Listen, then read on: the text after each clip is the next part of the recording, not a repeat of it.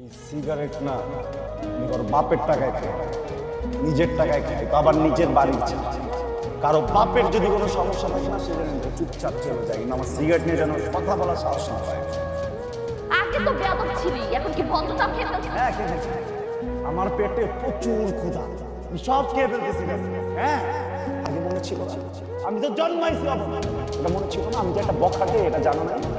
হ্যাঁ আমি জানি তো তুই বখাটে, তুই তো বখাটে দেখে আজকে আমি তোর সাথে নাই, বুঝছ নাই? কিন্তু এসব বখাটে গিরি এই ছাদে চলবে না, সিগারেট খাওয়া যাবে না এই ছাদে।